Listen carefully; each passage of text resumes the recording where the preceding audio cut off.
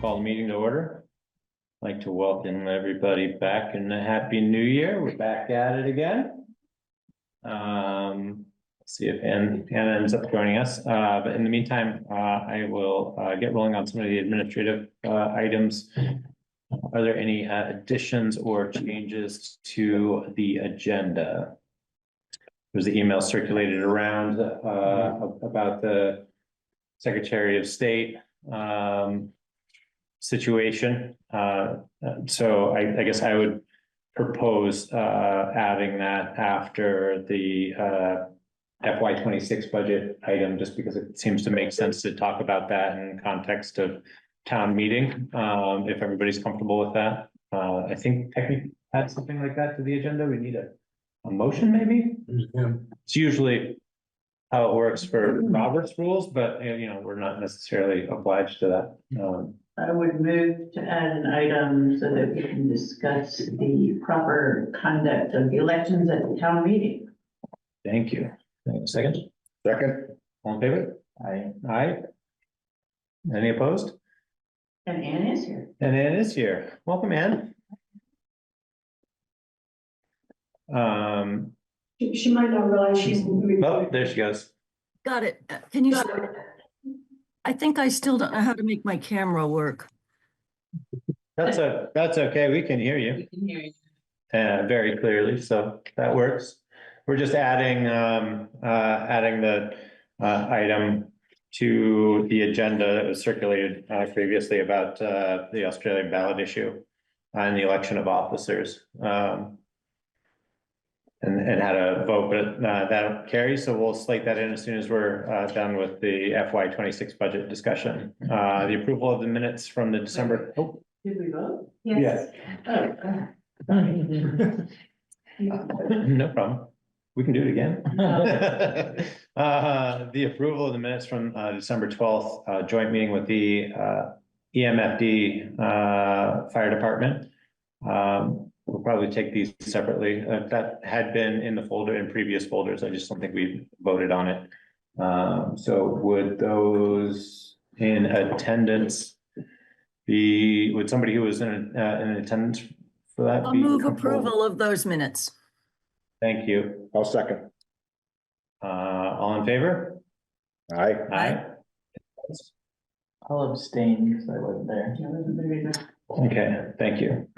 And then the passing of the minutes or the approval of the minutes from the December 23rd select board meeting. Can I get a motion to approve those? Second. All in favor? Aye. Aye. Any opposed? I'm abstaining because I wasn't there. Thank you. Ann? A vote to approve board orders that were circulated in the share folder. Hopefully everybody's had the opportunity to review. Are there any questions about those? Just want Yep. to reiterate, I added this to the memo yesterday, but in case you didn't see it. Yeah, That co-file, the two co-file Yeah. invoices that were a couple years old. We're proposing to pay for those out of the Record Preservation Reserve Fund. Because it's not budgeted and we have money in that fund and it just seemed appropriate, but I just want to make sure you're aware of that. It's for the rack, all those maps are kept in and all Yeah. the hanging files. It's definitely a records vault project. I don't know how it didn't get paid a year and a half ago, but I guess they were comfortable. yeah, I mean, assuming that that sounds good to Tegan, that is fine with me for sure. Can I get a motion to approve and sign the board orders? Second. All in favor? Aye. Any opposed? Thank you. And approval of letter intent to participate in the road erosion inventory grant. My understanding is that this is really just administrative to make sure that we Nothing even to Can sign, receive, we're just suggestive testing to. We agree to do that. The biggest thing is that there's a match involved. And the numbers are, just so you're aware, we could get a grant up to 10,600. We would require a $2,000 match, which can be in kind. in kind for And labor. bottom line, we're gonna be contributing at least that anyway. Sure. With labor, whoever performs it. Great. So can I get a motion to approve the letter of intent? Second. All in favor? Aye. Aye. Any opposed? Thank you. And approve and sign the 2025 AOT mileage certificate, which was posted to the shared drive as well. Does anybody have any questions about the mileage certificate? Assume that it wasn't filled in, we're just gonna leave it the way it was in the prior year. Yeah, there hasn't Yeah, been okay. any changes. Then I will make a motion as so. I'll Second. Thank you. All in favor? Aye. Any opposed? No. And the last bit is to authorize engineering study for the bridge on Pekin Brook, Stillbrook, and Moscow Woods Roads. That was also posted to the shared drive. Does anybody have any questions about that proposal? Yeah. The Moscow Woods is actually a preliminary design, and that's required up to 30% design for the hazard mitigation grant that we're going to apply for the state for the dam removal and bridge replacement. So that I would consider that one the top priority. It's also the most expensive, but it's also the one that we think that if the grant is approved, that will be reimbursed for that. I would say bottom line, we're going to need to replace that bridge someday, and we're going to need this design work. Even though we didn't plan for this budget wise, it's just something we're going to need to do, whether we do it now or 6 months from now. The Stillbrook Bridge, I was made aware of that on almost day one. I don't know if you know where Stillbrook Road is, but that's a very problematic bridge in that these sinkholes keep showing up at the edges of the bridge. And it seems to be a design issue. I don't know what the history really is with that bridge, but everyone's pretty nervous about it. And the idea here is just to take a look and see what an engineer thinks is the scope of work. It's probably a full replacement, but and then Pekin Bridge, I think that bridge is going to last for a little while, but it's got some significant rust underneath. And we were talking to the engineer, so they throw that one in there as well. So all told, it's going to be at least 18,000 for all three, but up to I think 18,400 was the grand total. I believe Stillbrook Road there's still a class 4 all the way up to Max Gray, is there not? It hasn't been thrown up yet. It hasn't been thrown up yet. It is very hard to navigate. Yeah, but the lower part is class 3, Yeah, right? it's- It only serves, I think, 2 house sites. Depending on the price of a bridge though, I don't know. Yes, that's gonna be something we're gonna need to wrestle with. Yeah. Kari, I didn't catch the last thing you said. So the most we'd be on the hook for is 18,400, if I understand correctly. But some of it we can get in grants? Well, if we receive the hazard mitigation grant to replace the bridge altogether, then presumably the design, it's 100% grant. It's a unique thing this year. And we are working with Friends of Winooski and their engineer on the design. But if we were to get that grant, presumably we would be reimbursed the 14,000 for this design work. Oh, that's 14,000. So then we'd be on the hook for 4,400. Well, no, there's 3 different bridges. So for Stillbrook, it says 3,000 plus Yeah. expenses. Yes, And then, that's right. And for Pekin Brook, it's another 1,000 or so. So we're left with 4,000. If we get 14,000, still left with 4,400. And is there any chance of getting a grant for those, or is that money we would be on the hook for? well, it's possible that at some point in the future, we would apply for a grant to replace one or both of those Okay. other bridges. Would probably be the most likely candidate since it's a well-traveled road. That would be a structures grant, or if it's somehow qualified as a hazard, we could go for a hazard mitigation grant. So it's possible, but I wouldn't count on that, and it'd be years from now. I think that we'd be recouping that investment. Okay, I was just trying to understand how much we're committing ourselves to if we say yes to this. So Yeah, it's probably on the, what the odds are for getting this hazard mitigation grant.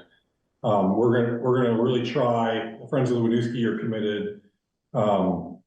And we know that the state considers the dam a priority. They didn't think that the bridge was on its own, but we figure that the two combined is something that the state is very interested in addressing. Mhm.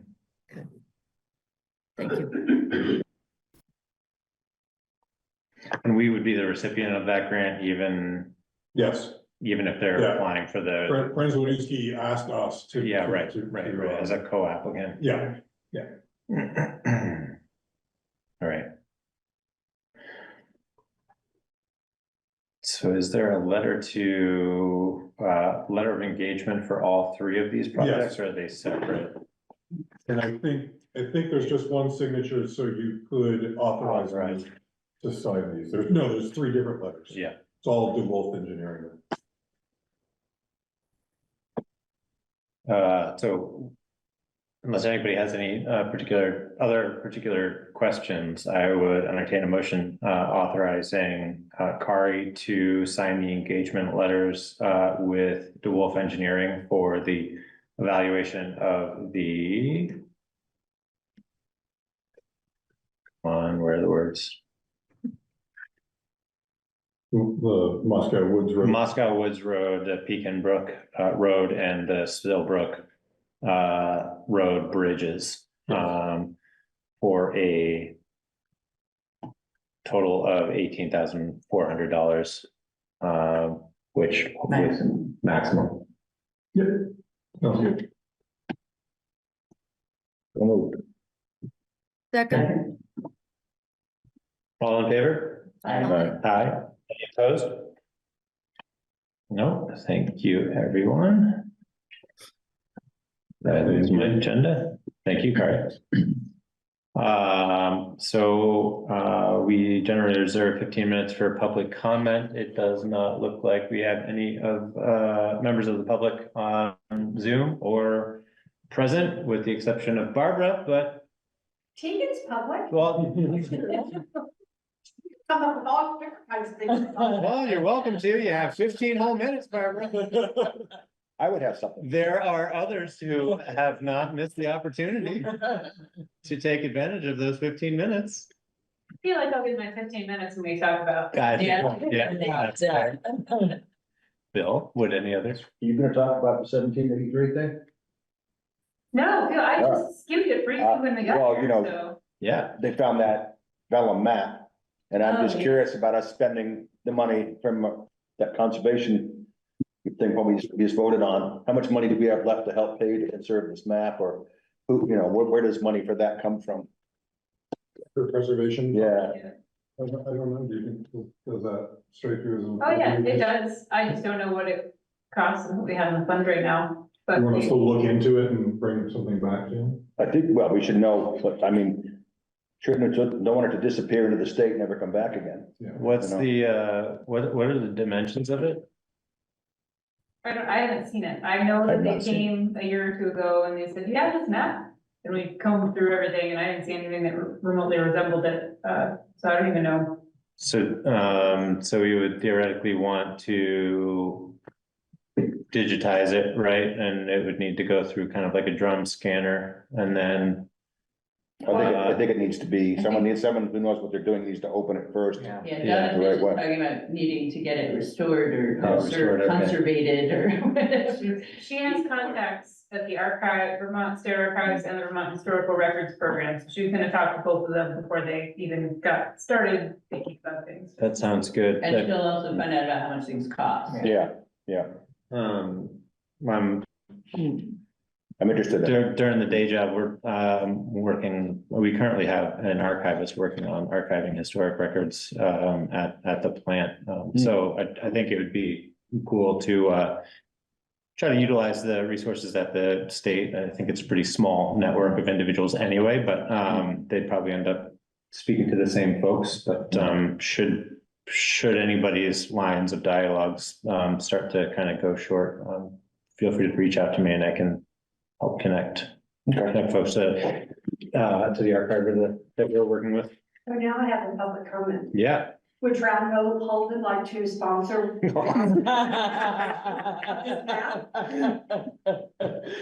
Well, considering the two Trout Holden executives that would be making that decision are now Calais residents, I would say, probably not, but.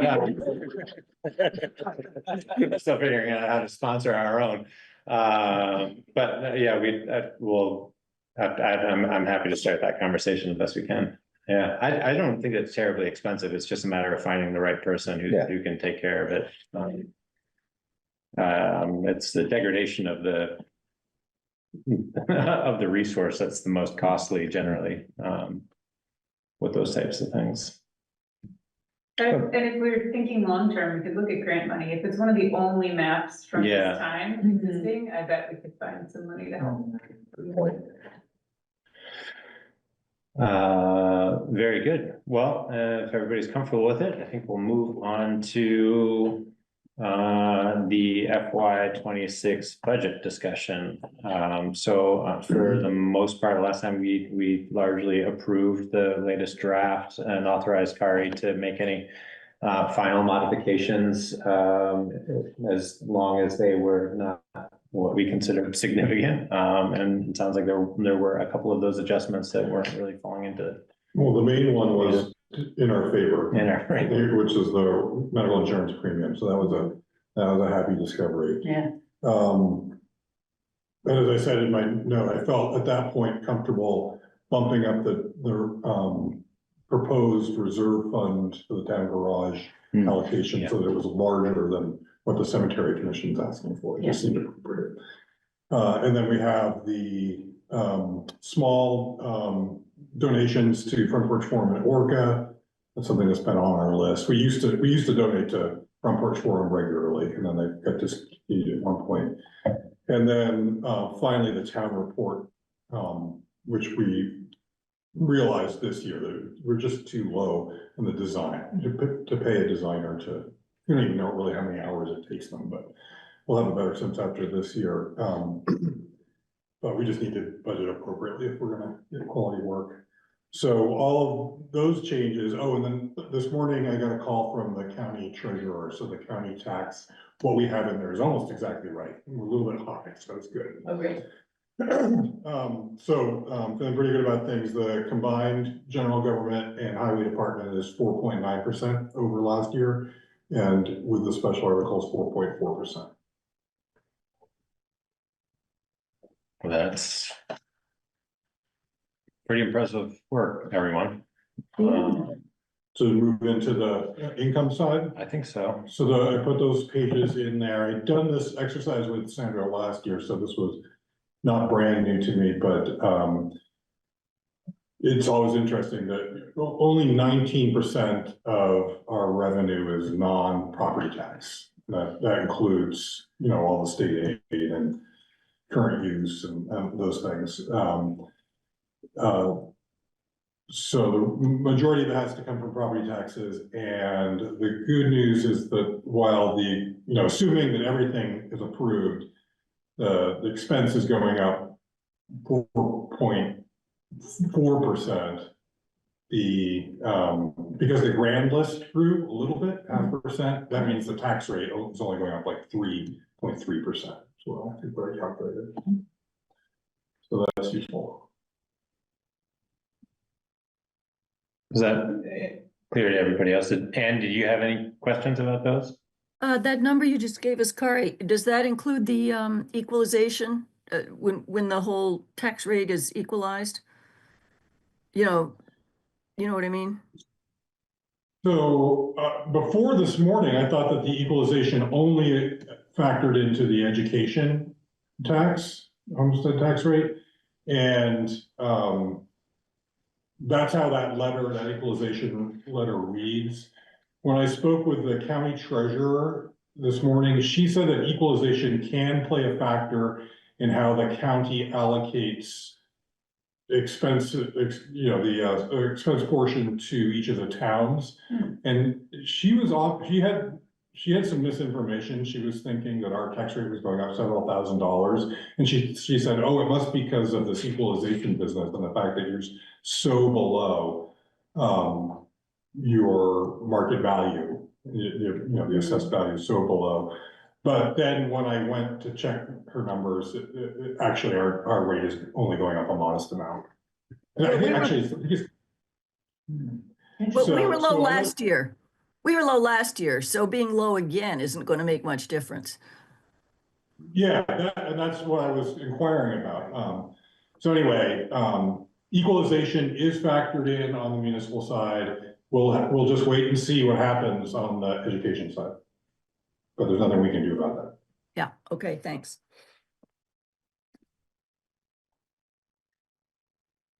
I just want to say this has been a relatively painless process, thanks to Kari.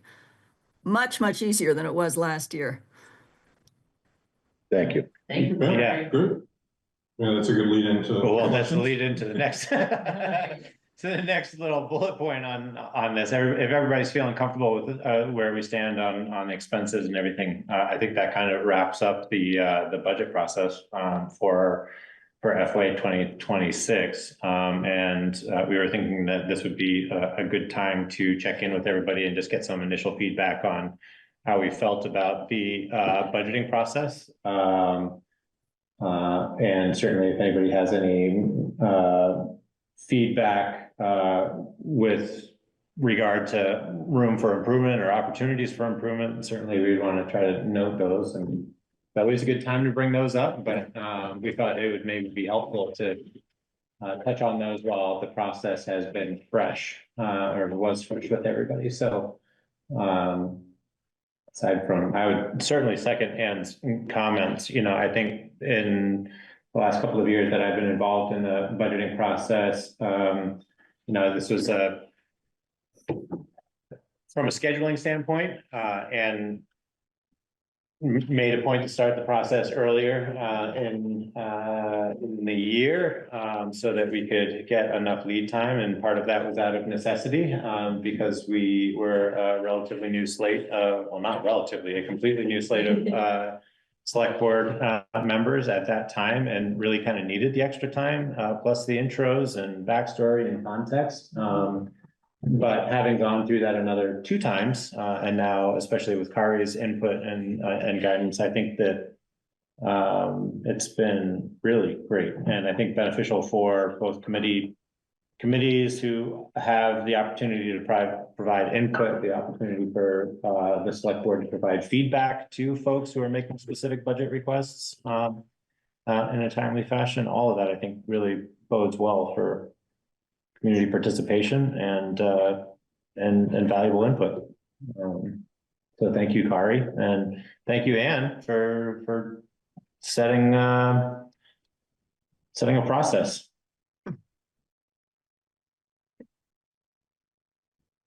We'll continue to stick with it, or I'd recommend that somebody stick with it. This is a good process. Yeah. Well, I think having the people in to answer questions and explain their requests was really helpful. And obviously what Carter did on the spreadsheet was invaluable. And relatively easy to understand if you spend enough time with it. Mhm. yeah. I had 2 comments. One is, I thought the only glitch in the process was that meeting in October when we had guests and we started them at like an hour late. Remember that? The library was here, forget who else. But I just felt bad about how we handled that. I mean, I'm not sure if it would have spread out and like had one more meeting with guests or something, or just put the guests up front. Yeah. But we ended, I think that was. I think we also. Was the town traffic ordinance. It was either traffic ordinance, or I think it was one of the planning conversations, one of the town plan meetings that we had allocated and ended up going long.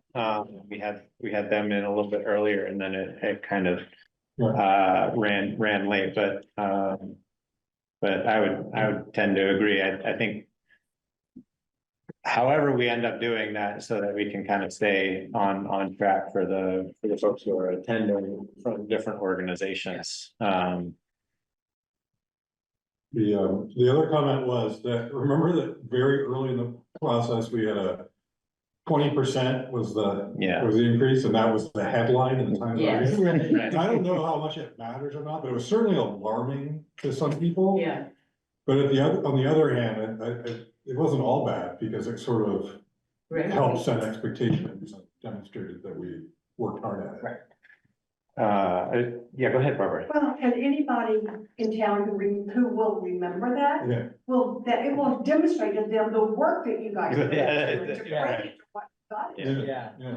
yeah. Yeah, I think that, you know, it is definitely alarming. It gets, I think it motivates people to participate a little bit more, which I think, you know, the benefit of starting early is you feel like you can absorb that input earlier without it being terribly disruptive to the budgetary process. The other thing that I think would be beneficial, and I don't know if this would work necessarily, but might be worth the effort, would be, I think with a handful of those organizations that we had called in and the committees that we had called in to present their proposals, it's still one of the relatively few opportunities that we've had to check in with those. So a lot of the time ends up being absorbed by getting like just kind of an annual update from those organizations or committees. And maybe I think if we end up meeting with committees, certainly the committees more earlier in the year, maybe we won't get so much of that, but it could be beneficial, I think, if we had like a worksheet for the organizations that say like, you know, what's going to be the request this year? Like what was the request last year? What's the percent increase? And like, what's the rationale behind whatever the increases or decreases are? And maybe that just kind of helps guide the conversation a little bit more and keeps it focused on what we need, what information we need for the budgeting process without getting too far down into the weeds. On like a more generalized update. It's a good idea. But other than that, you know, I think we could do the same for the committees and commissions as well. We would need probably the same information.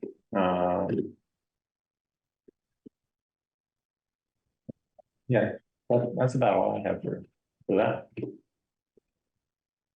It's always good to see like the percent increases. I know we had a couple of conversations around that. I don't have a strong opinion about it right now or specifics, but certainly the context in the worksheet with the first couple of years that we had was super helpful. So at that point, it just kind of becomes another column worth managing, but or in need of management. But I found the worksheet to be pretty legible and accessible. Which worksheet, you know? The budgeting worksheet that we were working from. Yeah. Pretty long, but It's, to get a feel for it. I mean, It has to be. it has to be. I don't know how you make it much shorter. And frankly, we do so much bouncing around between the two. It's more useful to have it there.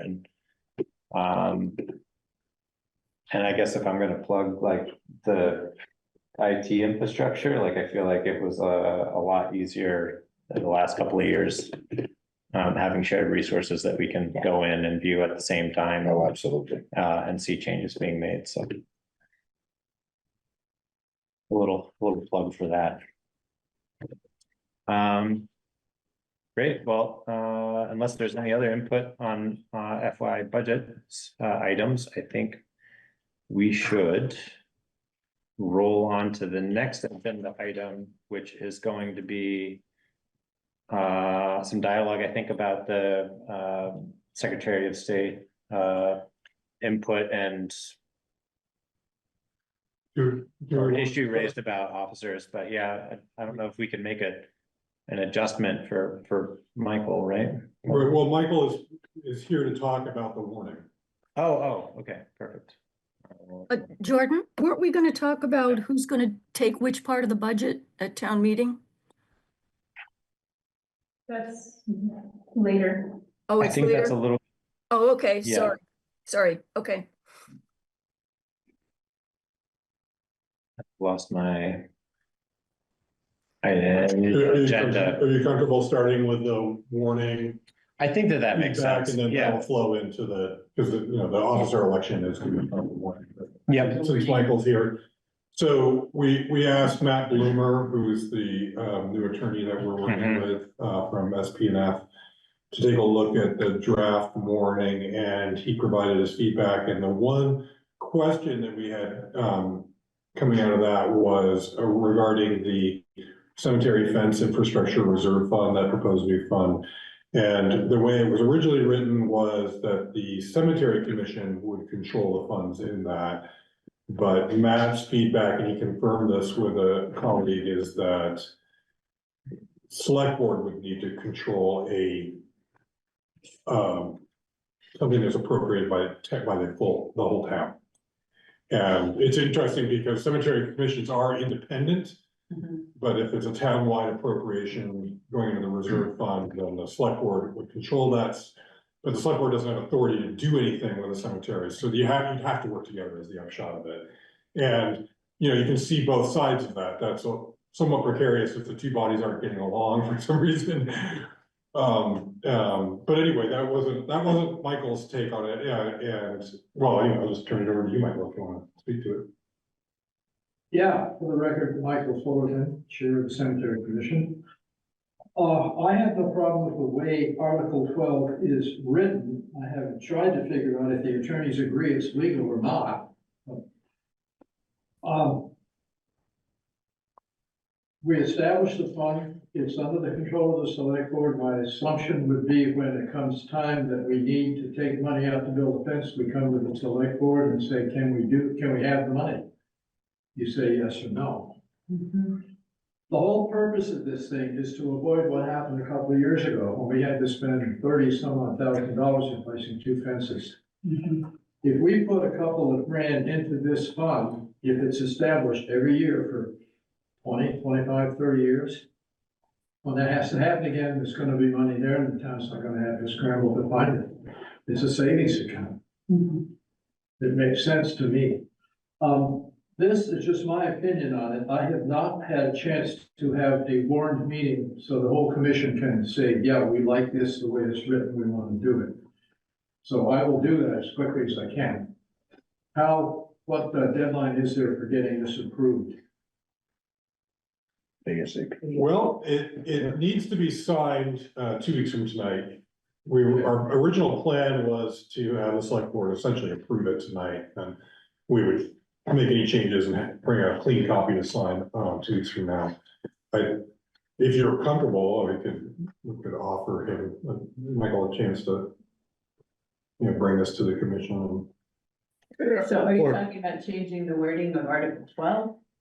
Is that the question? So the alternative to the way it's written currently is to not have a reserve fund at all, I think. And because the cemetery commission retains any fund balance that it has, you could actually use that fund balance as a type of reserve fund and plan to build that balance up over time. The benefit of that from this commission's perspective maybe is that they control it. They don't have to come to the select board to ask. The benefit to a reserve fund is that it's limited in how it can be used. So the voters have a greater degree of control over that. It can only be used for fencing and infrastructure. Whereas a fund balance, the commission could almost do what it wants. Yeah, and having a fund balance there is just the same pot of money and it has a way of getting used for something else. The idea of this is it's somewhere else that can't be used for something else. Yeah, I mean, my personal input is, I think that it seems a bit redundant on the surface, but, and I can understand where the lawyers are coming from, where they where they think that maybe that it would not be as desirable for the cemetery commission because it has the perception of not being controlled, but I also feel like that it offers a little more flexibility too. It creates a mechanism for us to put funds aside for a specific purpose, even if it requires authorization from the select board. But the cemetery commission's already going to have a fair amount of autonomy for what it does with excess funds, whether it wants to contribute them to this or toward the other reserve fund that has, you know, similar express purposes of just offsetting the costs of operation to the taxpayer. So, you know, I think this is just another tool for making a plan for those larger expenses. And I think it makes sense. I think tonight we could, if we're all in agreement and comfortable with the verbiage and the creation of this, I think we could authorize it as warned, and I think it would make sense for the Cemetery Commission to have a warned meeting to discuss it and approve it, and short of the commission or the commission members saying that they don't want it, then we can, it's easier for us to pull it out than to try to approve it after you approve it. So I think with everybody in the room fairly comfortable with it, that's the read that I'm getting at this point. I think it makes sense to preliminarily approve it as written and prepared for the warning, and then we just need to hear from you whether or not. Sure. I sent this to all the members of the commission. Okay, great. They've all seen it. We Sure. just have to get together legally. Yeah. Which Yeah. is that next week, your scheduled meeting? I will send out an email tomorrow. I've got a chicken pie in the oven at home. Oh, gee. Oh, wow. Is that an invitation? I will get an email out tomorrow, see if we can pick a date for a special meeting, get it warned. It won't take us very long. And then I'll give you the results. Does go ahead. Just one question, on the regular appropriations, this year Article 5, the 46,900. If that's not all spent, that remains earmarked for the cemetery commission. It stays. Year to year. Yep, that's right.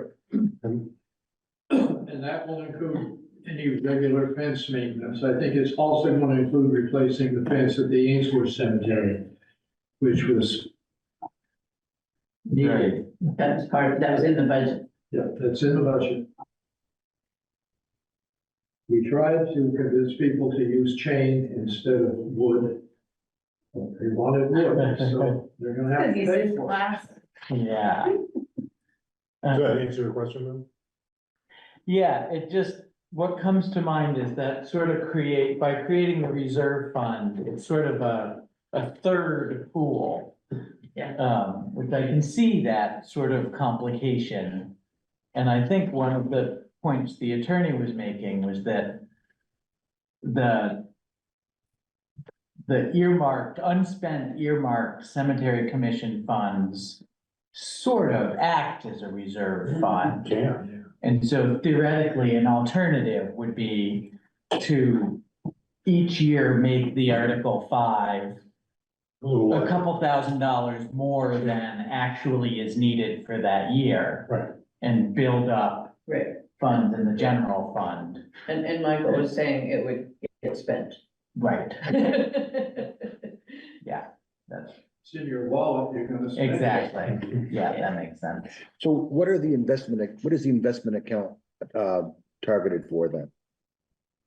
What do you mean, the endowment? Yes, That is to provide a certain amount of money every year to reduce what we have to ask for the annual budget. okay, all right. We did take some money out of that one time this year with the approval of the trustees of public funds. I remember that. Yeah, I remember that. Okay, thank you. That's what we shot there. Right, and the budget this year shows 11,000 some.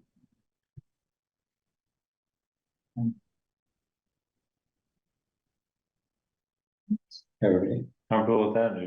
I don't want to belabor it with anymore, but I think that we also then, once we have this created, also have the opportunity to every year visit how much maybe gets attributed to it, you know, through the budgeting process. So if we want to see a certain amount pulled out of the, you know, the surplus that's in a particular fund, we could ask for that, I guess, as a select board. I don't know. I think it gives us a few more options for how we kind of work through those expenses and make plans for them as we continue to build up the endowment. This is word surplus you keep. I've been warned on any number of occasions not to use that term. Forget I ever said anything about it. Yeah, thanks. Thanks. So with that, like I said, we don't need a particular motion. We just need to, I think we have agreement that we are going to leave the verbiage as it's currently proposed in the draft warning. And hear back from them, so. And we'll wait to hear back, hopefully next week or later this week, depending on when schedules permit a meeting. I'll get a meeting as soon as I can and let you know. Thank you, Michael. Appreciate it.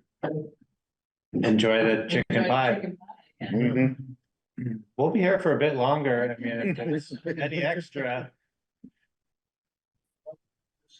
Oh, you're making it worse, Michael. Very good. Thanks. Thank you. So do we want to continue discussing the warning or shall we circle back on That the, is really the only significant issue. I with think the so. warning. So unless people have questions or comments. I just, yeah, apparently there was an issue that the attorney didn't see. Yeah, oh, you're referring to the election of officers? Yeah. Yeah, so Yeah. I put that in a new category. because, Yeah, okay, We've been having that problem for 50 years. yeah. Well, that's what I want to say, is no one has noticed, or no one has wanted to bring up for 51 years that this is an issue. Okay, are we talking about this now? yes, we are now officially Okay, talking it's about. moving to Babeling. Is there, Tegan, do you have a sense that there are other towns in the state in a similar situation? I asked the listserv, and Kari, I might ask you to do some minutes here, because I'm gonna be. Oh, sure, sure. Minutes. I asked the listserv today, and I haven't heard back from anyone except the clerk of Hyde Park, who told me a little more about their experience. Wow. Yep. Okay. I guess, I mean, after reading the article that, in VT Digger, I This was came up today, email. a little surprised to see that like by default, you know, which way they were choosing. Yeah. Bill doesn't know. Oh, about yeah. this, So maybe we should start from the. I apologize. No, that's fine, Bill. It was a very fresh issue that was raised, today, so. So Bill, I was reading VT Digger this morning. I try to read all the municipal ones in the morning and keep track. And Hyde Park had a whole kerfuffle because the library trustees came to the select board and said, can we be on the Australian ballot? We have a new group, and so they looked into the legalities of it and they realized that they were electing some officers at town meeting and some on the Australian ballot, and you can't do that. Vermont state law says you have to elect all your officers either by Australian ballot, or if you haven't voted as a town to move to Australian ballot, everybody needs to be voted from the floor. We don't do that. We vote half on the ballot and half from the floor. We've done this since 1974. And we voted as a town to do it then, and we voted specifically for these, you know, these offices shall be voted by Australian ballot, which didn't include all the other ones. So I reached out to the LCT and I said, this is our situation. And they said, do you have anything in your charter that allows this? And I said, no. And he said, time to reach out to the Secretary of State. So we reached out to the Secretary of State's office. Kari and I have a meeting tomorrow with our attorney, Matt Bloomer, and with Mark Poole from the Secretary of State Elections Office to figure out what our options are. Because technically, none of us were legally elected. Because if you vote to have some elected by ballot and some elected by floor vote, that town vote to make that happen is no, and you revert back to only floor votes counting. So in a way, none of us are actually elected who were elected. Can we go back to 74 property taxes now? So the first step is to instate us all in whatever way the Secretary of State thinks is appropriate. There are a couple different ways that could go. And then the next step is to decide if we want to vote as a town to put all our offices on Australian ballot. It means that this year we have to vote everybody from the floor. So if you're up for election on the select board, it'll be a floor vote, not a ballot vote, which means that we won't even have a ballot for the town, I don't think. Yes, Barbara? So I understand all of that until you say that, so this year, everybody has to be on the floor. Why is that? Because that's, state statute is everybody's voted from the floor unless your town votes to vote everybody. Oh, on so the it's ballot. written that way. in state It's written statute. that way in the statute, Okay, so it thank reverts you. back to floor vote unless you vote otherwise. Do you have a statute number? Because I was trying to find it. I don't yet, this all is sort of the scattered thing this afternoon, Cory and I were trying to make sure we could get everything nailed down for a meeting tomorrow, so I haven't looked at the statute yet, it's definitely on my Yeah. plate. I heard part of this in my radio, too, but I didn't know what they were talking about. Now I understand. Yeah, it's crazy. If you're talking to the Secretary of State and everybody tomorrow, or I was gonna say, can you confirm, or have you already ascertained there is no alternative but to have everybody elected from the floor this March? You do, like, if we fix it, there's still no way to No, we say fix it for, if we fix it for our own selves, if we instate ourselves magically. We still can't, it's the town meeting has to vote to elect all officers from Australian ballot. In the by future, Australian ballot. in the Can future, we put that on the warning for this year's? Okay, so we should talk about that.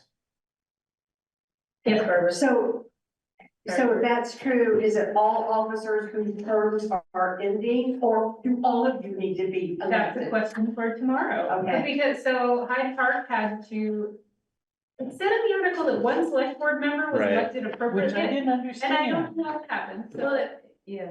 but they said the select board had to get together and ratify all the elections. And the Hyde Park clerk told me in an email just to me, she said, look, our attorney said, no, everyone should have to be elected by the town all over again. Secretary of State said, no, the select board can ratify it. It was kind of a moment where the select board had to decide whether they were gonna go with the town attorney or.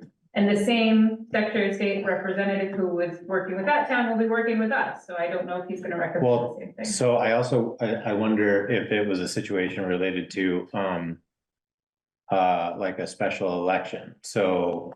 Or that select board member was appointed by the previous select board, so I actually wonder if Bill and Christie, because we had a special election. Would have been elected valid, like their current But- tenure are, or would be It was legitimate special because it wasn't, it was a special election, so they were all voted by. But it was Yeah. still Australian. Bruce and I are taking over. But no, but it But was it because, wasn't- but we weren't mixing It in wasn't Australian ballot at Right. the town meeting. at a meeting. If you haven't voted to move things to Australian ballot, you still have to do it by a meeting, so there have been Oh, special meetings of the town to vote for other things. Oh, my goodness. Yeah, that's because that's how it always used to be done. Yeah.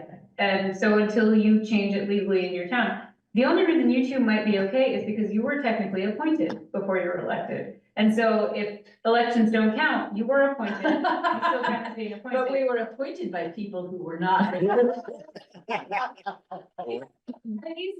Donna, Judy, Jeremy were never, Right. clerks, and so many people were never select board, but like it makes your head hurt if you.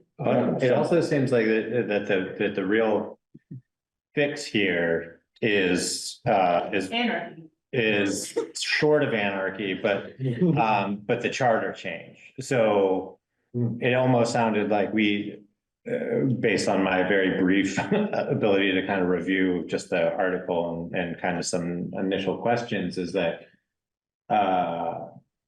Hyde Park was taking a lot of actions to kind of like validate things relative to, what the Secretary of State's office thought was appropriate, but like it all kind of comes back to whatever the voters approve in the charter. So, it seems like we should at the very least be like in parallel working on what we want adopted in our town charter, or what changes we'd like to see in our town charter, so that's what governs all of this moving forward, regardless of what we can figure out in the interim to validate our current positions, right? Am I misinterpreting I that? didn't Like, really so follow that option, but, I wonder, certainly- rather than like trying to like steamroll through like a series of actions that somehow validate everything, like should we Well- somehow be preparing, is there any way that we could prepare it like a charter adjustment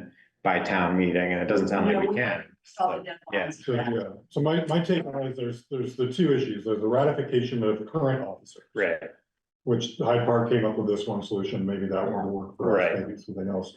And then there's the ongoing, right. which For the my future. take is that we're just gonna have to voice vote everybody this year. Right. But we have the option of either a charter change, which I don't know anything about charter changes and what's. It's complicated. We don't need it though, because.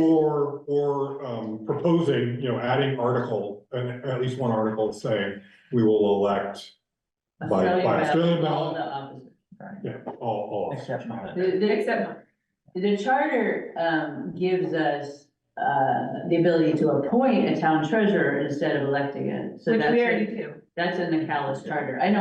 Oh, I'm just saying. Yeah.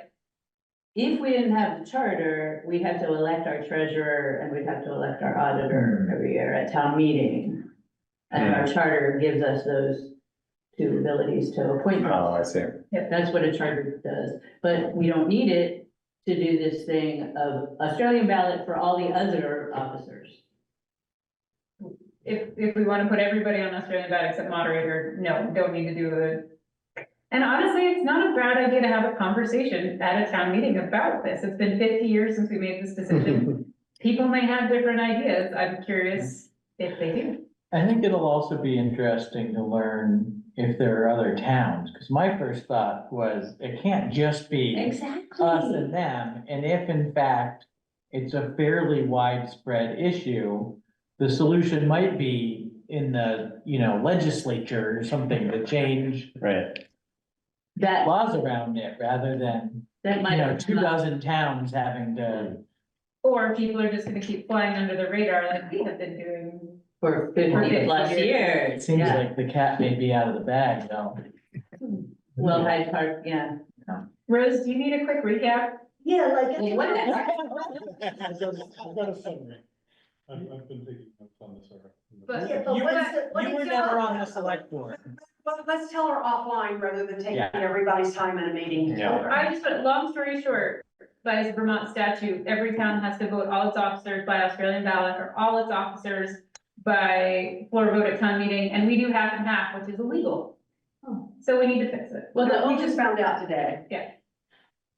Austin may be a handful Of other of towns. like who are doing the rest of the state Did her article this morning. about Hyde Park. Not gonna come get us and send us to New Hampshire, are they? Oh, No. never a dull moment. Oh, I boy. know. So in summary, I guess, it sounds like we've got a pretty decent list for the conversation tomorrow. I don't feel like I've got a good enough grasp on any of it to really participate. I don't really even know if anybody on the select board needs to participate in it, though Christie, I would be happy to participate. if you're available, it'd be great. I'll send you the invite, Christine. Okay, thank you. I don't think we need to appoint a liaison. We're just gonna stand by and wait for full guidance, but in the interim, it sounds like at the very least, we're talking about adding an article to the town meeting warning that would open it up for discussion. And I guess changing the way that we're handling floor votes for For the officers, yeah. Yeah. Well, and this year's officers, right? So we need to have. Yeah. We'll need to be prepared, I guess, to let Gus know that we'll be handling a few more things by floor vote. Right, so we'll have to add a Well, then- couple of articles, because we'll have to add electing well, we'll have to add, select board members. Electing officers is just one article, so whether it's 2 offices or. Right, so that's one article, and then it would be one article Yeah, For for discussion. discussion or, but we already have the adding officers article for the cemetery. Oh, right. and So Article 3, instead of the trustee of public funds and the cemetery commissioner, will list everybody that needs to be elected. Yes. So if someone didn't want somebody to be on the select board, they could make a motion to amend, correct? Well, no, the if names it's are a- not on the Just the office. warning. Yeah, just the opposite. The office is on the warning, and then what happens? On the floor, people raise their hand and say, I wanna run. Or no. Or I nominate Bill Davis. Yeah. Oh, really? Oh, the name, oh, I understand The now. whole thing happens on the Oh. floor. Okay, Yeah. Which is the way we've been doing the trustee of public funds and the cemetery commissioner, which have not been controversial. So that means Tegan's gonna have to run again. Tegan and all of you. Go ahead, go ahead, Ann. Wait, you're all gonna have to run. Is that right? All four of you plus Tegan. You, she says, you are. Oh. And the listers, and all three listers. Well, it sounds like Hyde Park was able to find a resolution to validate folks who were currently sitting in seats that were not up for reelection. And you think, For this. Basically, we had to revote at town meeting though, from the article. Yeah, that was not clear to me. No. So we're gonna find that out tomorrow. Yeah. It could be fun. So when you meet with the attorney tomorrow and Mr. Hool or Hooley, another question would be, does this also apply to the moderator? Because you already know that answer? He's a The moderator separate- is called out separately in the state statute. It's the Oh, one okay, exception. all right, because how do you elect a moderator by Australian ballot? Right, And the polls don't close till 7 Right, p.m. right.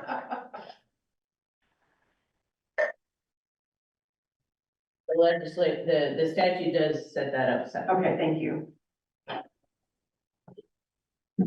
Good question, though. Well, I'm sorry for all of us, mostly Rose. We'll try to bring you up to speed as quickly as we can. Yeah, this is interesting. Yeah, But then just sorry, go ahead. to finish my train of thought, there would be an article then that would propose to elect all officers except for the moderator by Australian ballot, and then it would be open to discussion. And people would vote yes or no for the future. And floor vote, and that would cover us for the future. Yeah. Which was just missing. We just never did that previously What do you mean? to use Australian ballot. It was just it's just, In ad hoc- in 73, the Right. town voted to elect select board and listers. gotcha, right.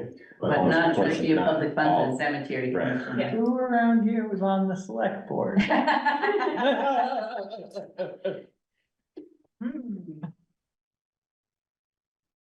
So it sounds like we have a little bit more work to do on the warning draft, so Yeah, we definitely do, We right? can't finalize it. can't Is finalize that it. more or less consensus, though, that it should be by Australian ballot, if those are the options? I mean, Because if you wanted it by voice vote, then we wouldn't do anything, we'd leave it.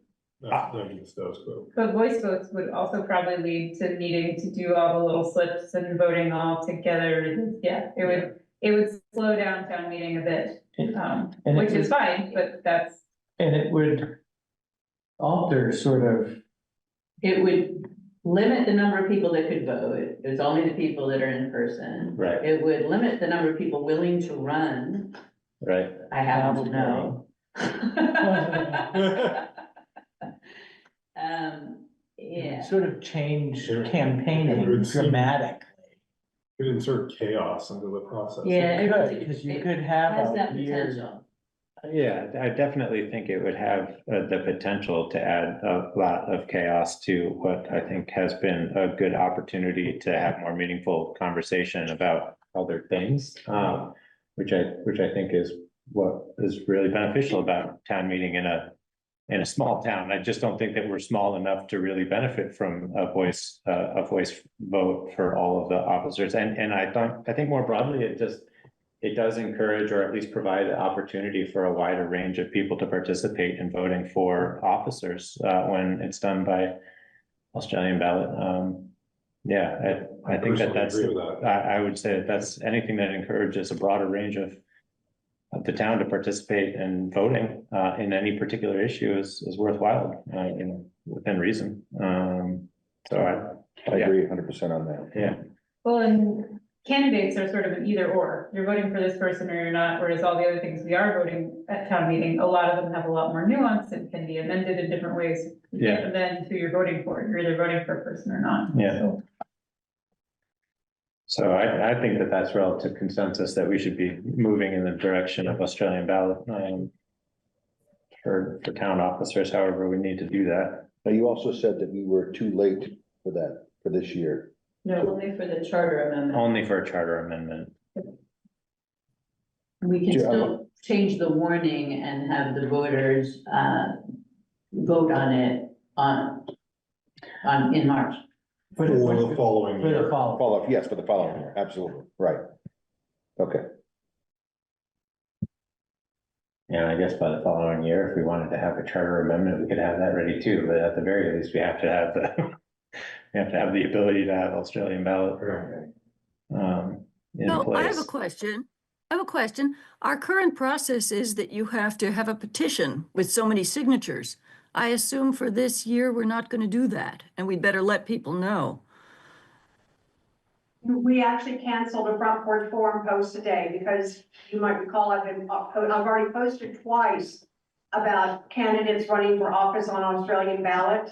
And today was the third posting, and when all this came up this afternoon, I canceled it because we needed to find out how this conversation was gonna go. Because as Tegan says, this year, everybody must be elected by the floor vote. So that you're correct, not only will candidates, no one will have to get a petition this year, but also it's gonna be really hard to develop a meet the candidates handout. Because we don't know who's running until maybe the day of the town meeting, when somebody nominates, says I'll run, or somebody gets nominated. But we will invite or encourage people to announce themselves if they do want to Yes. run. We'll figure something out. Yeah, Yeah. we'll ask people to do that, and we encourage all of you to do that, whoever's running this year. Well, you. Well, Barbara, I suppose you could still invite anybody who's interested in running to submit something to you that you could post. That's what we're just saying, yeah, absolutely, that's what we'll do. That's, okay. It's just that it'll have to be a front porch forum call to everybody, because we can't go out and say, Christie, please, you're running, because we don't know who's gonna want to run from the floor. So to make sure that we're really clear on what positions we're speaking and entertaining motions to fill on the floor. Oh, we know all the terms that are. Yeah, I know, I'm just thinking through the process, right? When we're communicating that on the floor, we'll Let's have just to make hope sure. it's the, you know, Yeah. this limited group of officers that need to be elected this Yeah. year, and not all of them. Right. That would be the whole meeting. I still don't understand how one person can act as quorum to validate for a Hyde Park situation. We don't have to talk about that. That's Hyde Park situation, but I know, but how did that even happen? Doesn't matter. It's Hyde Park. It's Hyde Park. People are beating down the door to get in here too, so. Not worried about it. So Kari, Tegan, and Christie, do you feel like you have enough information going into tomorrow's meeting to ask some meaningful questions? Yep. Thank you. Thanks for raising that issue. I think we've certainly had as much lead time as we could possibly have had. Wow, Holy what smokes. about dropping a bomb into things? Does anything matter anymore? Should we either carry on with the rest of this? Can we even make any decisions? As Carter said earlier, we don't have a town plan. Now we don't have any officers. It is anarchy. Well, of course. Rose, have you ever seen the likes of it? Wow, this is just really.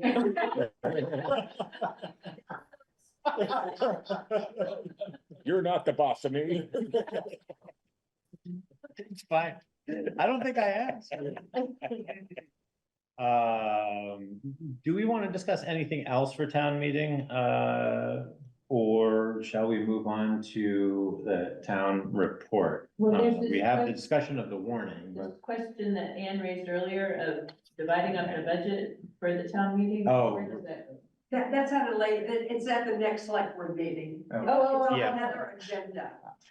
So I did put some notes in here about our communications regarding town meeting. yes, And so, let me just find out, so one piece of that was, that at the next meeting, I will bring you the warning with a proposal for who presents each article. And one of them is the budget. I guess, so my question for you is, does anybody want to join me in co-presenting the budget? Or would you like me to just? yeah, so one of the things that Kari very graciously offered up, presenting the vast majority of the budget. I hope I'm not adding words to what your offer was, but I think previously, certain members of the select board were prepared to speak to certain budget items. That largely out of necessity because it was a big budget and we didn't have Kari. This year, Kari obviously did a lot of the preparation, but I also think just from an optics standpoint and because it would be likely helpful, I think, and we've obviously all participated in a lot of conversations, that if we could, at the very least, be prepared, with select board members being prepared to either expand on or back up Kari on a particular matter, that would, I think, deflect a lot of potential attention, or just provide a little bit more diversity and representation. So we were, if anybody feels particularly passionate about chunks of the budget, I think it would be helpful to know whether or not everybody was feeling particularly comfortable with aspects of the budget that they'd be able to kind of either back up or lead point on speaking to those points. Is that a fair representation of what we've been talking about? And does that start kind of the conversation that you were questioning, Anne? Or bringing up, Yes, raising a yes. question? Yes, thank you. So we did kind of allocate some time in the next agenda for the next meeting to dig into that a little bit deeper. This is just kind of serves as a warning to go through that. Kari and I and Jamie and anybody else who wants to provide some input will add some notes to who we think might be helpful. But at this point, I think we're pretty well covered. We also don't have too many special items being added to the budget necessarily. Also, I think we have a good story, assuming that anybody can accept it and that we even have the authority to make it.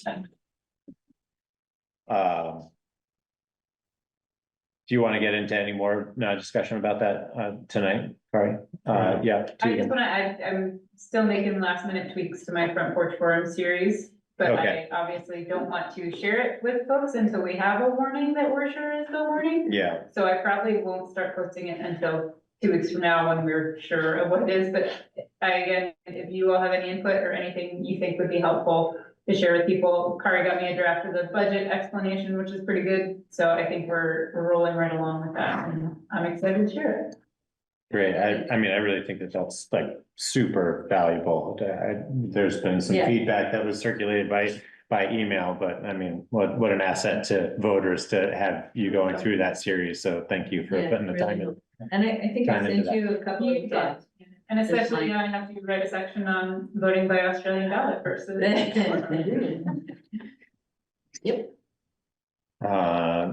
Very good. Town report. Christie. We have the town report draft It is in there. that was in the shared Kari's, magic numbers and everything. Yep. So it's the one with red on the top. Mhm. With budget figures, With yep. budget figures. Yeah,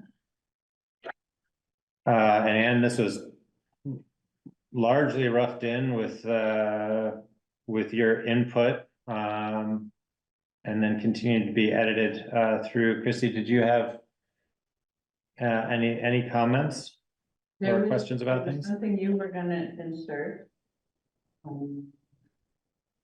I sent a reminder email Yeah. today. Yeah, I got that. But otherwise, no, it takes into account all the input from the last select board meeting. And Kari, made some corrections and updates. I got feedback from Jamie, to make sure that I was describing the dam, expenditures correctly. I feel like it's a lot of information, so, once the final numbers are in it, I think, I have nothing further. I have a question. Chris, I think you did a great job, but why did you take out the sentence when we were describing you? I knew that would embarrass you. You took out the sentence that said, "We soon learned to rely on Christie's incisive questions and understanding of the legal framework in which the board has to work." I move to put that back in.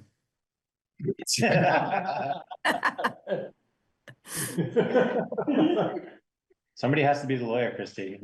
None of us have the qualifications. Get out, because I took it out. Yeah, I was trying to, shorten things, and I have no opinion on this. Anne had that sentence, I took it out. So you guys can decide whether it's in or out. Well, I liked it in, but now I'm starting to wonder relative to everything else, whether or not that this is like some form of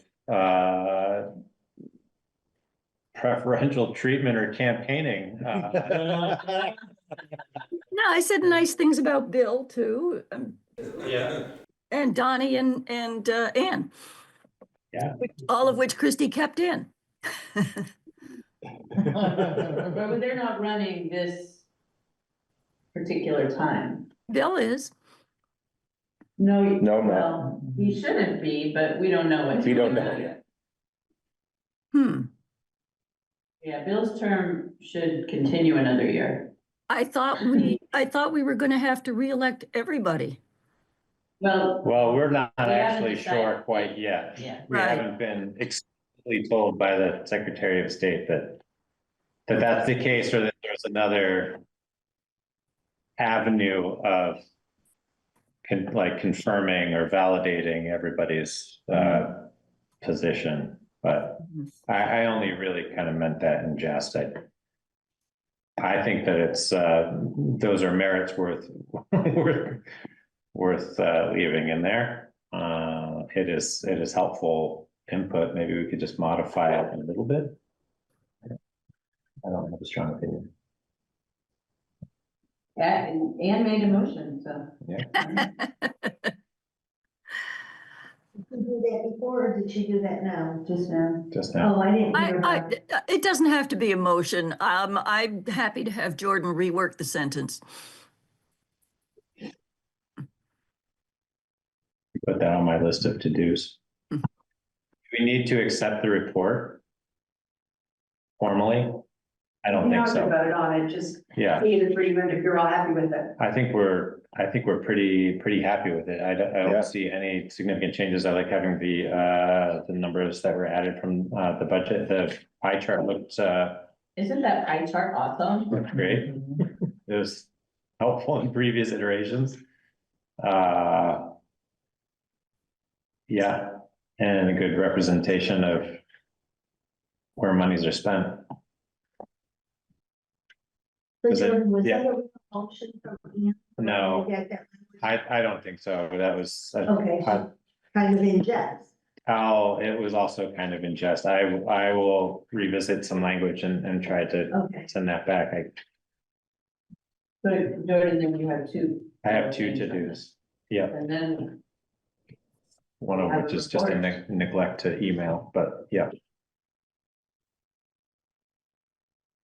well, thanks for getting that ball rolling, and you wrote the report, so we just revised it. Great job. Thank you. Thank you.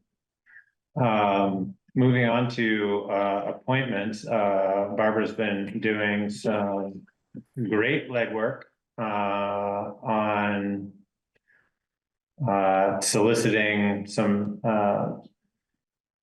input from incumbents and as well as making announcements about annual appointments and keeping those lists organized. So those were posted to the share drive. At this point, I think the pretty substantial effort has been made to call for folks who are interested in either any of the annual appointment positions or who are interested in any of the committee positions that are up for appointment following the organizational meeting of we'll call it the new select board or the newly elected select board, however that shakes out come town meeting. So there had been a little bit, first of all, there lists that were posted in the share drive. Has anybody had the opportunity to review those? Yeah. Does anybody have any specific questions, or Barbara, would you like to add any additional summarization of those two lists? Yes, thank you. Yeah. So, the draft that came in a memorandum form to you guys, that is a proposed rollout of a recruitment plan. So I just would like to know if that meets your approval. If you reviewed it before Sunday, I added one more bullet to my proposed recruitment plan, which you may not have seen if you looked at it before Sunday, which is, in addition to the bullets that are there, is to then also ask all the board committees and commissions that have terms expiring to ask members who are currently serving on those committees to take turns perhaps between now and town meeting to post little fun, informative posts on Front Porch Forum about something along the lines of why I enjoy serving on the Conservation Commission, or what I've learned serving on the Historic Preservation Commission, just to help build some enthusiasm from new nominees to step forward. So I'd like to add that bullet to my proposed recruitment plan and see if then it meets your approval and you give me the thumbs up to move ahead. Can you clarify that a little bit? Are you asking folks whose terms are expiring to put that, just anybody in general? Yeah, gotcha. On a commission. Yeah. To voluntarily Yeah. say, oh, I'd be happy to put a Front Porch Forum post about why I enjoy serving on the Conservation Commission. Just to get some personal testimonials. Yeah. I I like that a lot. I like that. I think that's a great way to just have people talking about why they're doing it. Yeah, okay, so, that I'm looking for approval to move forward with this proposed plan or change it in any way that you want. And then the get involved notice, this would be on bulletin boards around town. And you can't have this graphic on it, but it would be posted, the same information would be posted at Front Porch Forum. It would be the recruitment message. So I'm just looking to see if you guys approve all of that. Barbara, I love your idea. I love your idea of getting the testimonials. And I wonder if you could ask if at some point they could say something like, we meet every third Tuesday for this many hours, or something that gives people an idea of how much they're committing to. Great idea, thank you.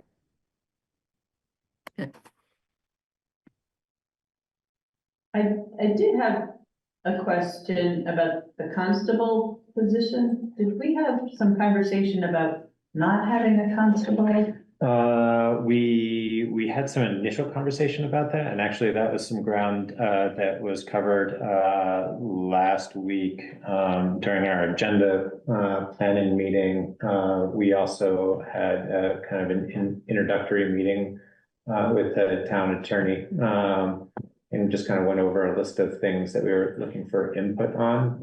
And that was one of them. We have some outstanding legal questions on, you know, I guess what any interpretation would be that of the town's liability for having a position that it's not actively seeking or interviewing folks for, or whether or not, or what the process would be for removing it or adding it back as an appointed position.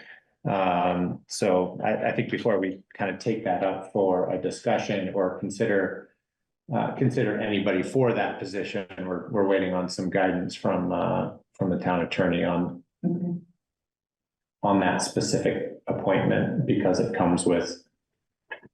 But until we get that guidance. It's included on the Yeah. list, yeah, Yeah. it's included on the list, but that one's a kind of has an asterisk next to it because we're trying to get some input. Okay. We're waiting for some input from the town attorney. Does that sound like a fair representation to those who were involved in that? So for now, we're including it. Okay, got it, thanks.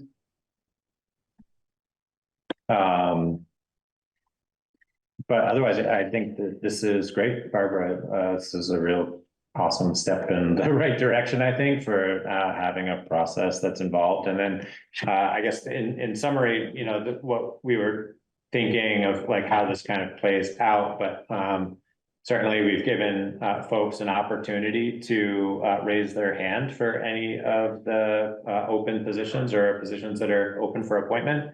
And puts the board in a good position to then have a list of interested candidates as well as incumbent candidates who have expressed an interest to be reappointed. And then we can coordinate interviews if we need to coordinate interviews following our organizational meeting. So right now the tentative plan is to put appointments on the meetings to follow our organizational meetings. So we'll have the annual appointments, which we generally consider as kind of a slate of appointments because they're annual, and there's usually just one person volunteering for those positions. They're not generally contested. You mean on commissions and things? I'm looking at, Sorry. I'm sorry, I'm looking at Barbara's notice and it has 1-year terms.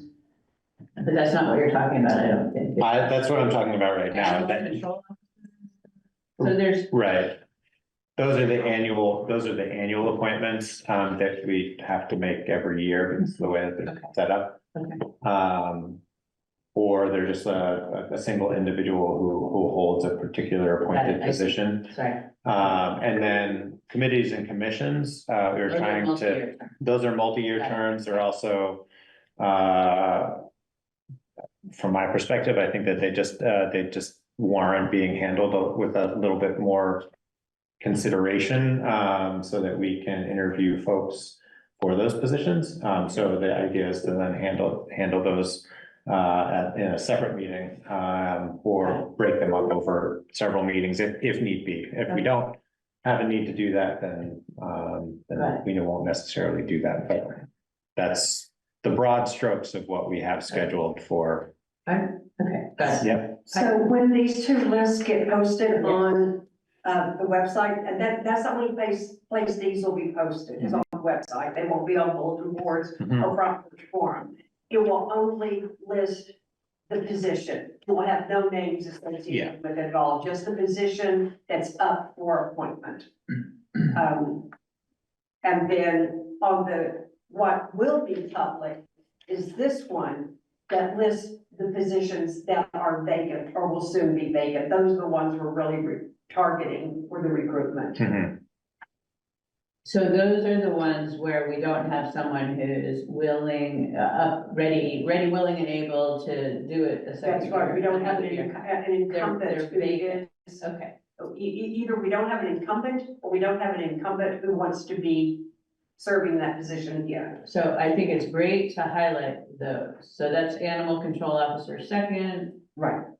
There's a Curtis Pond Island oversight position that's gonna be empty. Right. Emergency management director, huge. We're close to zeroing in on somebody. We've made good progress the last 2 weeks. Yeah. Okay, great. I do have one question. If there's, compensation attached to one of these, do we want to highlight that for people? I hesitate to because I don't want the people who aren't compensated to feel bad. Yeah. So I opted to not mention if they got compensation or not. If you guys want us to add that, we will.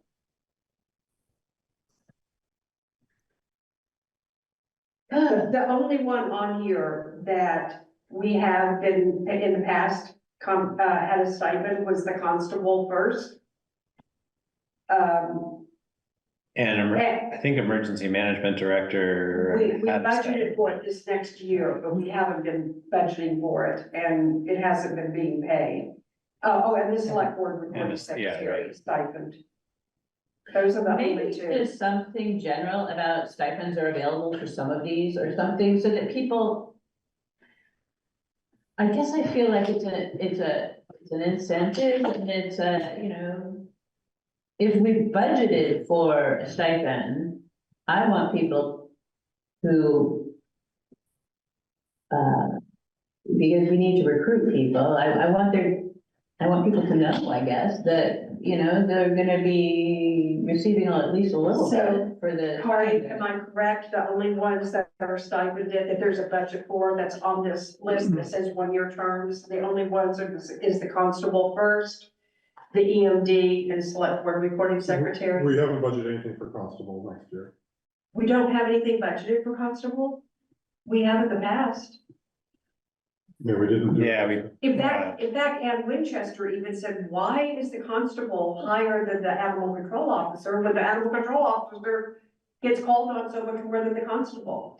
That I believe was in part the rationale for why we pulled the stipend out this year is because we haven't historically been able to fill the Okay, position so the and, constable position, the first. but we didn't, Has no stipend. right. Oh. It's not budgeted for a stipend, but we also didn't want to pull it out of the appointment positions, Okay, appointed positions, without having a better idea of. okay, so am I correct? Do we have one for EMD for this year, the rest of the remaining of this year? We do, yeah. Okay, so EMD and select board recording secretary are the only two then? Yeah, animal control officer is not one that's up for. Not this, we don't have an animal control officer second.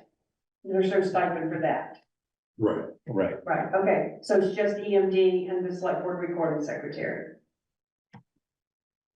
Okay, and am I hearing from the full select board? Yes, you want me to mention, I can put a little asterisk with a footnote, stipend. I think that's fine. It seems appropriate. Yeah, I think so. Okay, thank you. Yeah. It's an evolving process, so I think anything that, Yeah. you know, if we find a better way of calling that out or listing it on the website, you know, that's probably not a bad idea either. But I think we can revisit that. As we continue to take a look at it. Well, this just reminds me, are you aware, Barbara, that the Conservation Commission requested a recording secretary? No, Did we put that in the budget? is that in addition? The DRB did as well. Yeah, we did put, the stipend in for recording Well, secretary. those positions won't be available until July 1st, or Right. what, The do stipend- we put that in this recruitment, even though there's no budget to pay them until July 1st? That's a good point. Oh. Yeah, I think. Right, I think we should probably leave them out for now. I Okay. mean, I think we'll, and we may want to consider Do another recruiting. doing another recruitment. Okay, Push. so it was a conservation commission and DRV reporting secretaries. Yeah, Okay, thank you. But not now, in the summer. I think in the Yeah. summer. Okay. Okay. Is everybody comfortable? I don't think we need to vote, but we can take poll on whether or not everybody's comfortable with how, these, announcements are laid out. Does anybody have any other questions or objections? No? Is everybody comfortable with that? Nod of Yeah. heads, yeah, are you Yeah. comfortable with proceeding as it's laid out, Ann? Yep, All right, thank you, Barbara. Let's Yeah. continue to roll these out. That's a great plan. And moving on to scheduling. So we need to confirm the meeting of, wow, Jordan, come on, words. Confirm town meeting, the public information agenda item for the February 24th SB meeting. And then we have the rollout of a couple of public hearings as well for the town plan and zoning. So Kari listed in the memo to us, kind of how that was drafted to roll out for the next couple of meetings. Is everybody following that? Hold on. Where? So last year we did a hearing because we had the greater bond and the zoning regulations. Right. We don't have to have a hearing this year, but it did seem like good form to have, essentially have a pre-meeting, pre-town meeting opportunity for people to come in and ask questions or have a discussion. Okay, so this is a public information. Well, we're not calling it a public information hearing or a public information session because if you schedule that for 30 minutes or an hour and then nobody shows up, or one person or two people show up, you can't start your select board agenda until that time is up. So we're listing it as an agenda item. Okay. So that if nobody shows up or it only takes 10 minutes, you can move on with the agenda. So it is the first one, the first bullet is a pre-town meeting. It is for the purpose of like a public information session, but we're just calling it an agenda item. But its purpose is To- a public discussion regarding the items. On the articles on the warning, if anybody has any questions about any of the articles on the warning. Okay, thank you. And that's February 24th. No, that's the one, yes, that's the February 24th, correct. It'll be And the first item on the agenda. But that'll be the very first thing on the agenda, right? But after Keegan's Concord Forum post, they won't have any questions. Okay, And then the second bullet then comes from Jared's timeline that he did for rolling out the town plan and getting it done by April. yeah. So we just needed to confirm a 7 PM start time for the select board's public hearing on the town plan. question, did anybody respond to Kathy Koshansky's note about, she thinks we actually have a valid town plan? So this was another email I that meant to respond. I didn't respond to her, but I sent it to Jared because it wasn't sent to Jared and I never heard back from Jared. I haven't heard back from Jared either, so I don't think anyone has responded. So what happened was the town plan was amended in 21. Yeah. And she thought that meant that it was good for another 8 years after that, which I'm not sure that's correct. Well, so that Tegan said that it shows it was accepted by VLCT as an approved town plan. It shows it was accepted, because that I didn't see. I feel like I saw that. I would have to double check now. But I thought Jared or somebody said in that He had meeting mentioned that an amended an amendment to the plan didn't restart the clock. That's what I recall. I thought Jared said he checked that, That's what I thought you said too. Okay, but that would answer the question then, Ann. Well, but no one's gotten back to. But Jared, yeah, we haven't heard. So I'll take that on. I'll respond to her tonight and say, we'll get you an answer shortly. All right, thanks, Sorry. Kari. Yeah.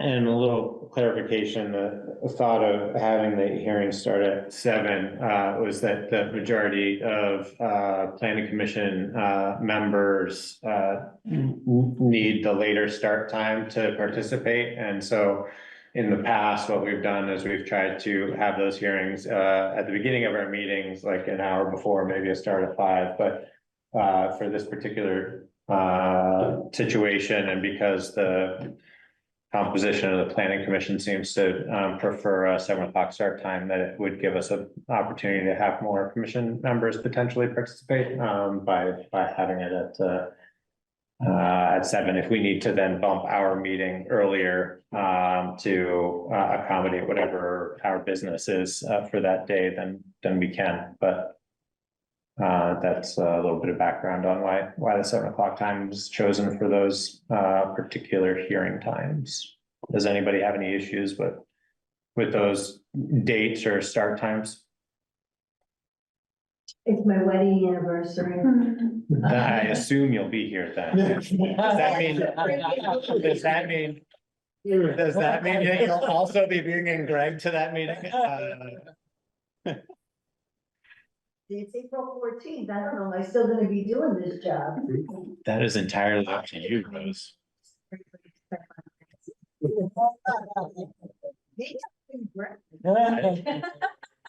It would be a privilege. I may not be here that day. Well, it's months away, Bill. Well, assuming everybody's okay with the scheduling, can we move on to the East Montpelier Fire Department interlocal agreement discussion? Yeah. Yes. Great. So, as far as I understood, we were gonna try to resolve the remaining issues on the interlocal by email and maybe even sign it independently. So I went through and, the 3 items that I think could still be adjusted would be set the renewal term at 5 years. That's something that Ann had originally incorporated there and went away for some reason. And then Article 6A, just adding the word operating to the budget, just to make the distinction between that and the capital budget. And then this is about the 1/3, 2/3 split, but of course, we're only paying for the portion that others aren't, right? So if they get more money from Plainfield or Marshfield or whoever, you go out and get it. The Calais and East Montpelier are splitting the remaining portion. So just wanted to clarify that.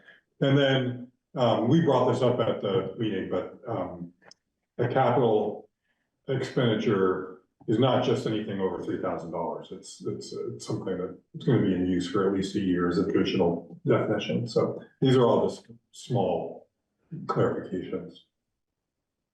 Unless people have other things they want to add, and I could just follow up with them and let them know these are the changes we propose.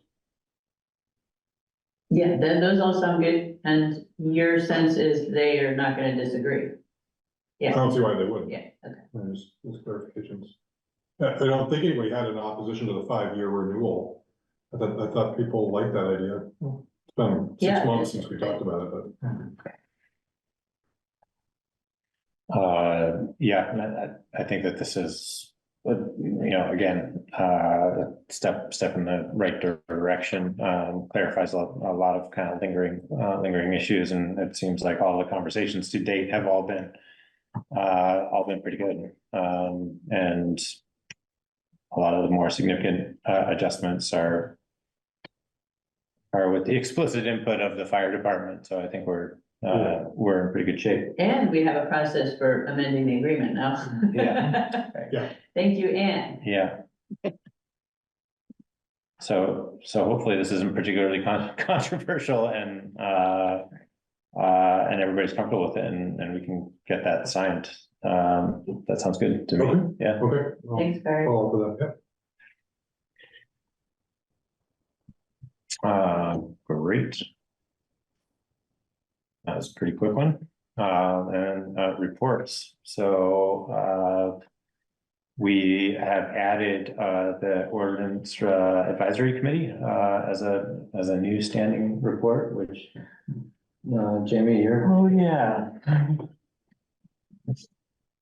tasked with this one. We have been making good progress on the dog ordinance. And we had a question, said we wanted to have discussed the question tonight of the the block. Well, we talked about impoundment. The impoundment. I haven't gotten a Right. chance, so for those who are not in the know, which is, we have in our dog ordinance a possible repercussion of breaking the dog ordinance is that your dog will be impounded, except the Humane Society with which we have a contract does not impound vicious or potentially vicious dogs. It will take strays. And it will only take them for a certain number of days, which is fewer days than we have written in our ordinance. So we need to look around for impoundment options. And if there are no impoundment options, we need to remove it from the ordinance and find something else to do with a vicious or potentially dog. So that's what we're working on. If anyone has any needs or ideas there, we would really appreciate it. I'm gonna be reaching out to other towns, but I haven't gotten to that yet. I think the other thing we would want to bring up is the roads situation. And how we are diving in, we took a first look at the right of way ordinance, but one cannot dig into the right of way ordinance without looking at the curb cut ordinance and the road standards and the shade tree plan and how all of these go together. So this is not gonna be a quick, easy project the way the Curtis Pond ordinances were, or even the dog ordinances. So I think what our plan is to meet with town staff type folks like Toby and Kari and John Stafford and say, okay, across these documents, what's working, what's not working, what would you change? Why, how is that gonna benefit the town?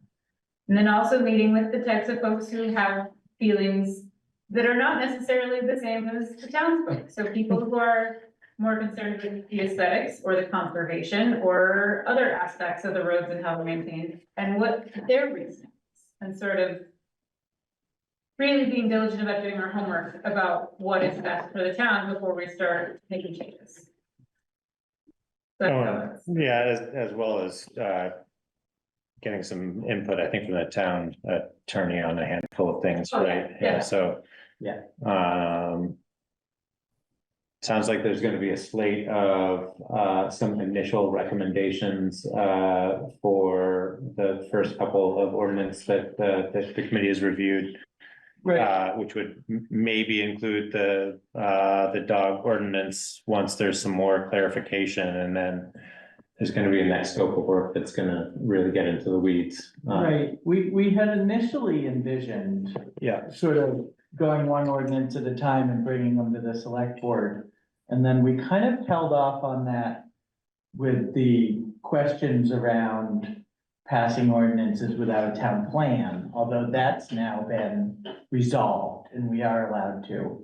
But one of the things we're trying to do in this process is make all of the ordinances look similar and follow a similar format. And we're learning things from each one we delve into, we're learning things. So we've gone back and done little tweaks and we like how this one's phrased and, but yeah, I think probably once we solve the dog question, the impoundment question, we'll bring the ones we've done, the first three, to the select board to have a hearing on. And congratulations, your traffic standards are official. The 60 days have passed, by the way, for the traffic ordinance. All right. oh, great. So I can take that off the board. So then we have a rollout, I guess, of signage changes. yeah. Yeah, get on that. So the only lingering, should we make a front porch forum post about that, or That's let sleeping dogs lie and Well, make let me the wait till we have the adjustments? signage ready to Yeah. go. Okay, And then I'm also gonna follow up with the bus company, Mhm. so they know about the new, they have a note. Maybe somebody else as well, but certainly bus company. great. Thank you.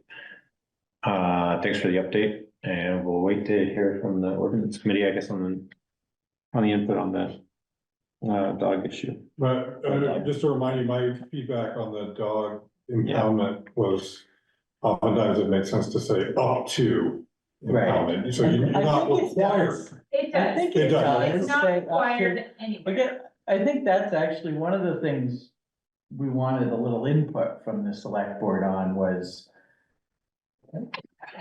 do we as a select board find it problematic to reference the potential for impoundment if we don't have a plan for it?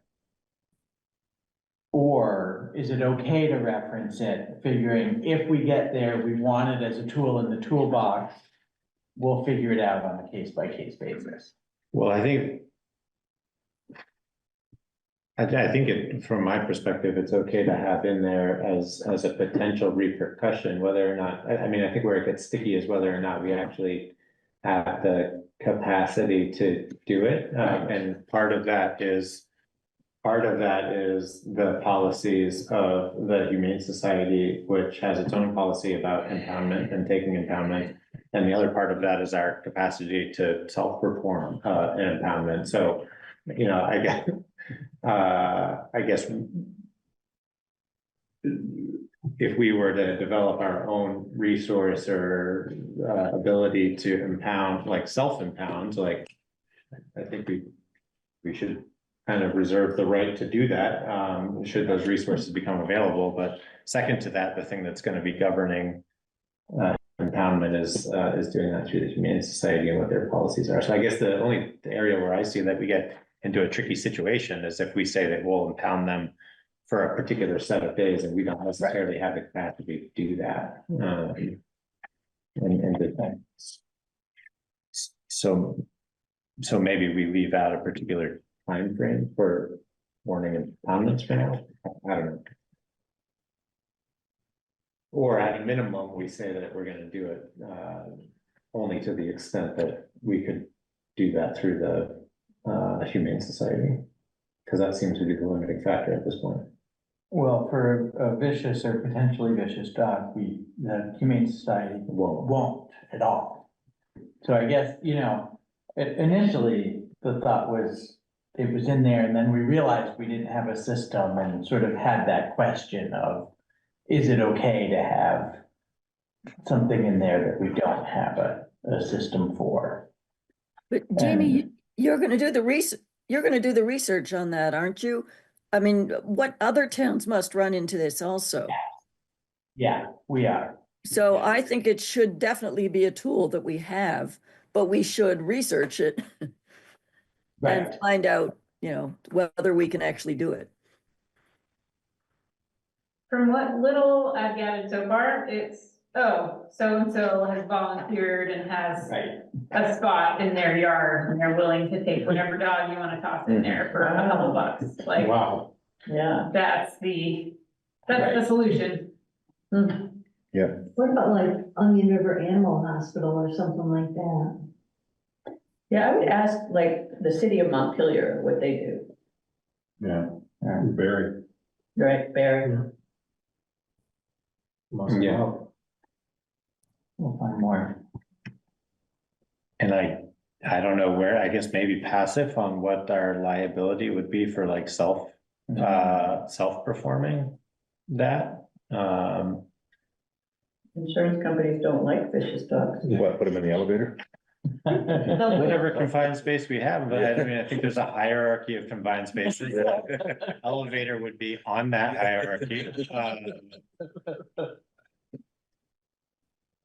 Yeah, I don't know if if it's an issue that we think warrants, committing resources to, it'd be interesting to know, I guess, what our options are for self-performing, like if we want to create a kennel of sorts, what our outside liabilities are for keeping somebody's.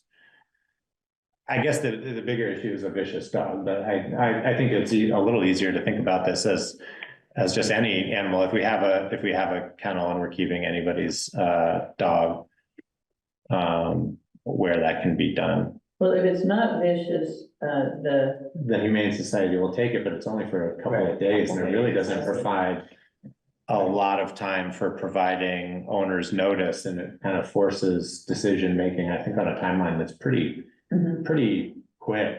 And so I think even if it's not a vicious dog, we still may want to use that as a resource for a potential action, is impoundment, temporary impoundment, and then have the ability to do that for a period of time that, that's reasonable for contacting folks or getting in touch with folks. Anyway, so how much is it for a fence, and what's our liability for keeping animals within that fenced area?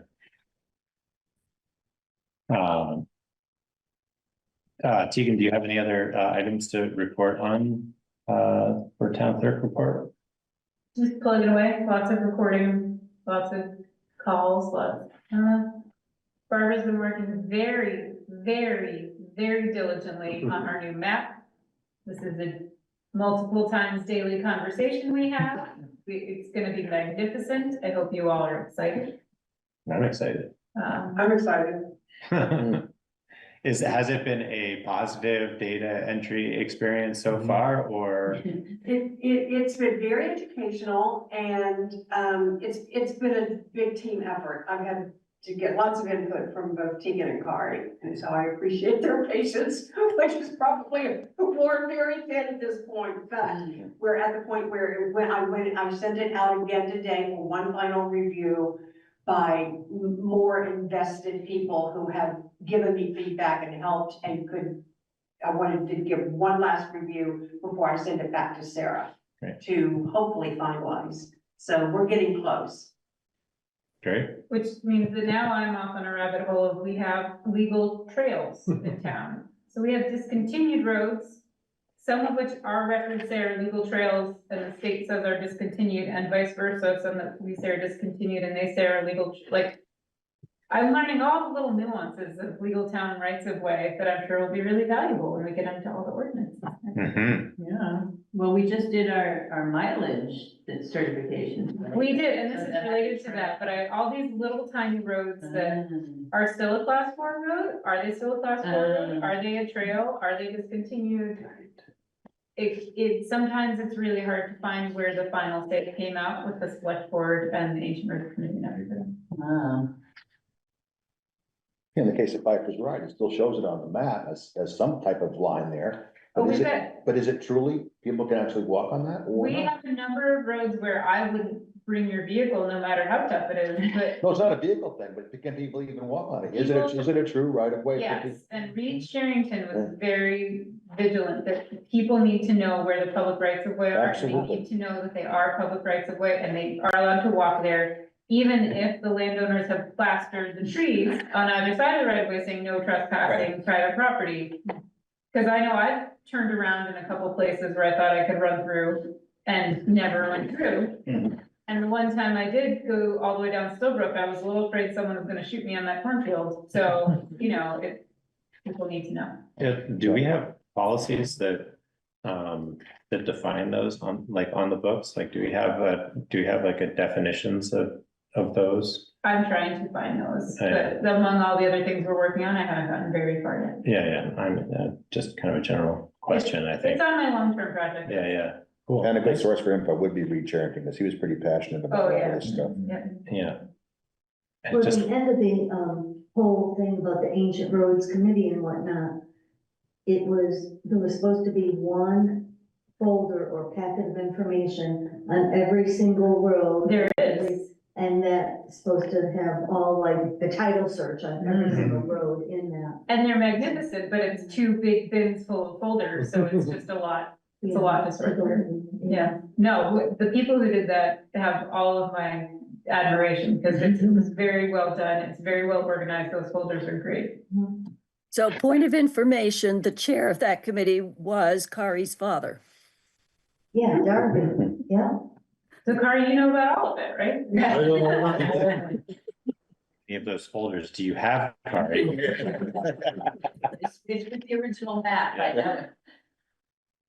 Well, thanks for digging into I'd that. like to just Yeah, add go that ahead. also just for your enjoyment, that, our new Welcome to Calais program, Oh, I've yeah. done 10 visits in the last 3.5 months. Nice. Yeah, it's really great. That's awesome. And that's Friends of Calais that are It's sponsored Joint. by Friends of Calais and the town office. fantastic. Well, thanks, Barbara.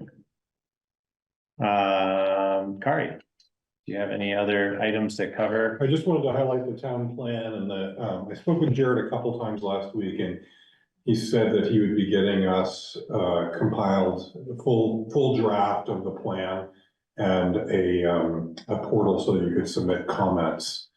Because we realized that there's not much time for them to make any adjustments before they more or less finalize things for their hearing.